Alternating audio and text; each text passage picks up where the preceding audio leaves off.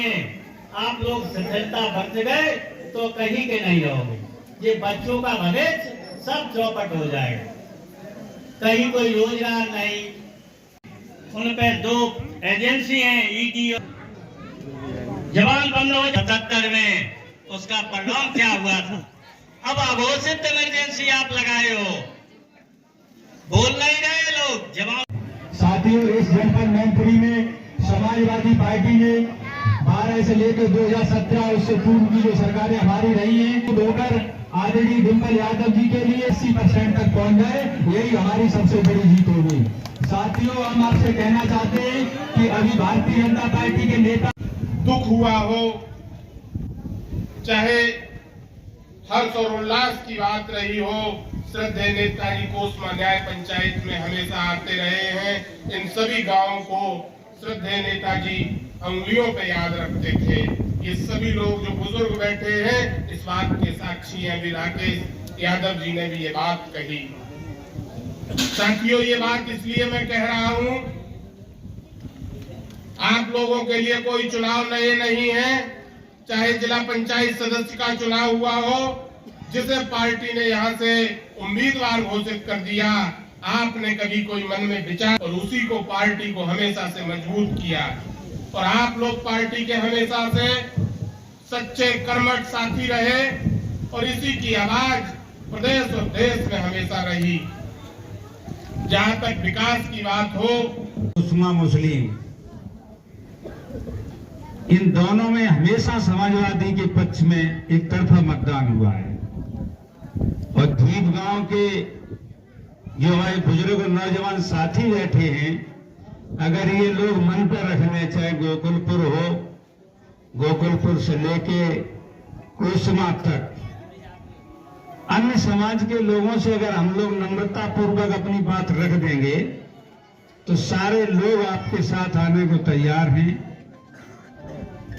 अभी हम लोग निकले तो एक गांव में रुक गए, वहां बैठे लोगों से बातचीत करी।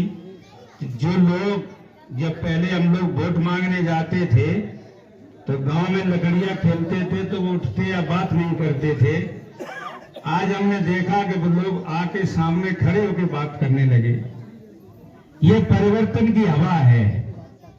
अगर अब की बार आप लोगों से या हम लोगों से कहीं कोई गलती हो गई तो संविधान तो बचेगा ही नहीं।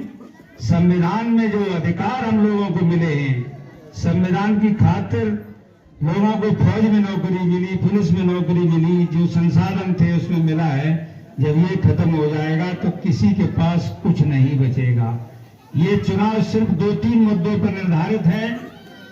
एक तो ये है नौजवान बेरोजगार, संविधान बचाओ, और किसान की कोई बात सुनने के लिए तैयार नहीं है।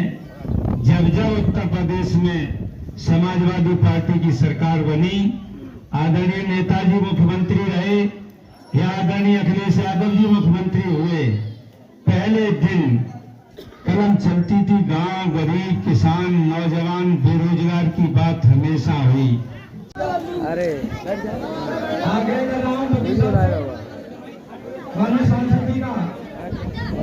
माला पहना कर स्वागत करें।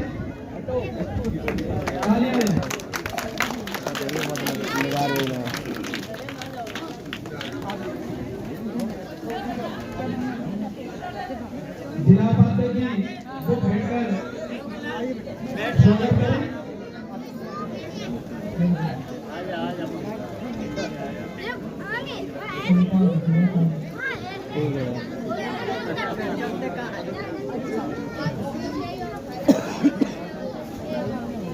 हमें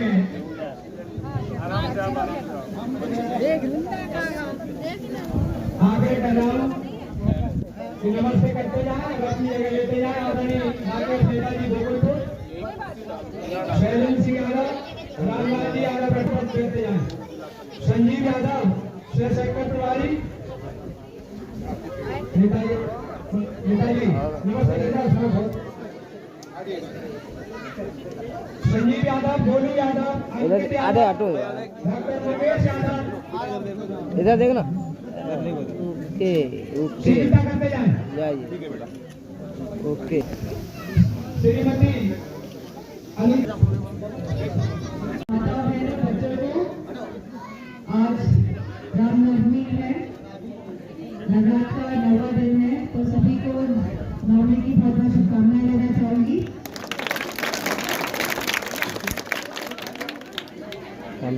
आज के रामदीप के इस कार्यक्रम की संयोजक, क्योंकि यह नेताजी की कर्मभूमि थी, है और हमेशा रहेगी, क्योंकि समाजवादी विचारधारा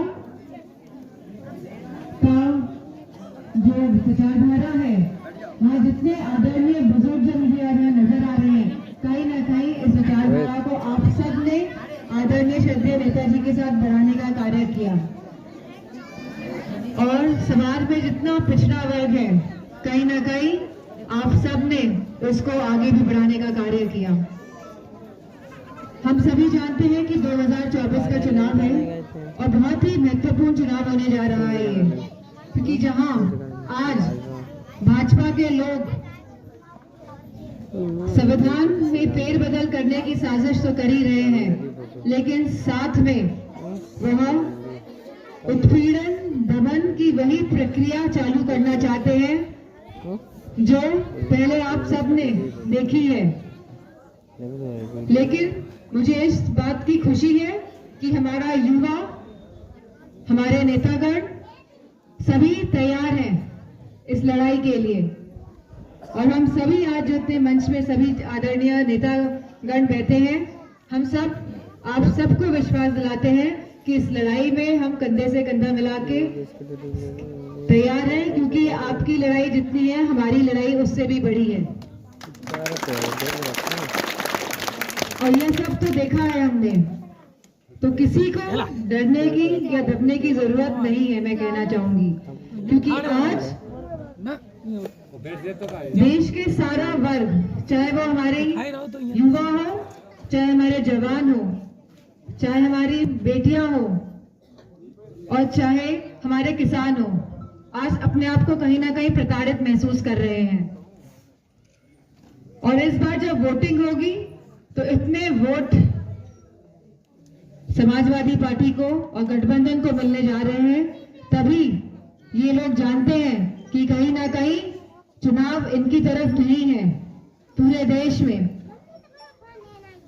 चाहे दक्षिण से शुरू हो जाइए और बंगाल तक और कश्मीर तक के लोग इनके साथ नहीं खड़े दिखाई दे रहे हैं, और इन लोगों में खलबली मची है। इस वजह से ये प्रशासन और शासन का प्रयोग कर रहे हैं। और मैनपुरी बहुत ही समाजवादी पार्टी के लिए बहुत ही संवेदनशील, बहुत ही भावात्मक क्षेत्र है और हमेशा रहेगा। और मैं समझती हूँ आप सभी का कहीं ना कहीं योगदान है कि आप सभी ने समाजवादी पार्टी का साथ दिया है।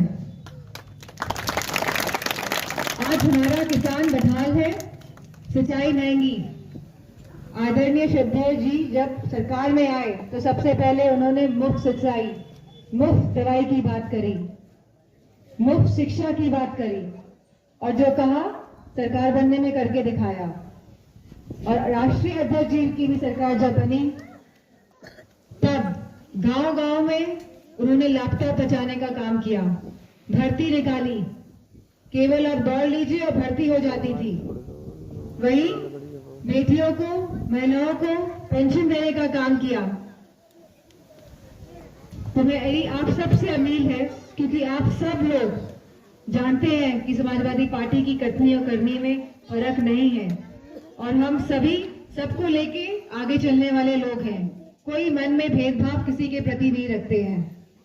तो मेरा आप सबसे अनुरोध है, आप सबसे विनती है कि जिस तरह आपने हमेशा समाजवादी पार्टी का साथ दिया है, उसी प्रकार आप इस बार भी सब एक एक वोट साइकिल का बटन दबा के समाजवादी पार्टी का साथ तो देंगे ही, और साथ ही मुझे भी मौका देंगे कि मैं लगातार आप लोगों से जुड़ी रहूं, लगातार आप लोगों से संपर्क करूं, क्योंकि आप सब आदरणीय श्रद्धेय जी का परिवार तो है ही, और कहीं ना कहीं अध्यक्ष जी का और मेरे भी परिवार है।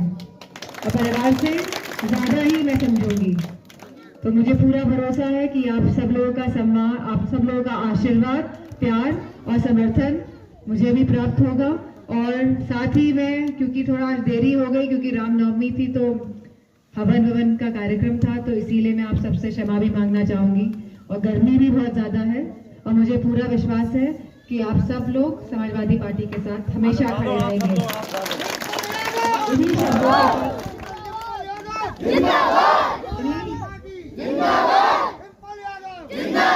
इन्हीं शब्दों के साथ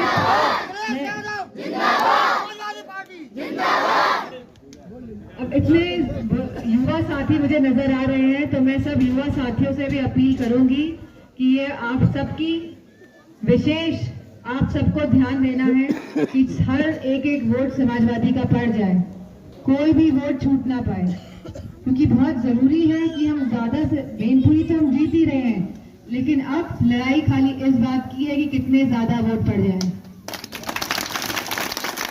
बहुत लोगों का साथ और समर्थन मिल रहा है। जो लोग शांत भी बैठे हैं वो भी सहयोग कर रहे हैं पूरी तरह से। तो मेरा आप सबसे यही अपील है, मेरी आप सबसे कि एक एक वोट देके आपको वोट प्रतिशत बढ़ाना है। इन्हीं शब्दों के साथ आपका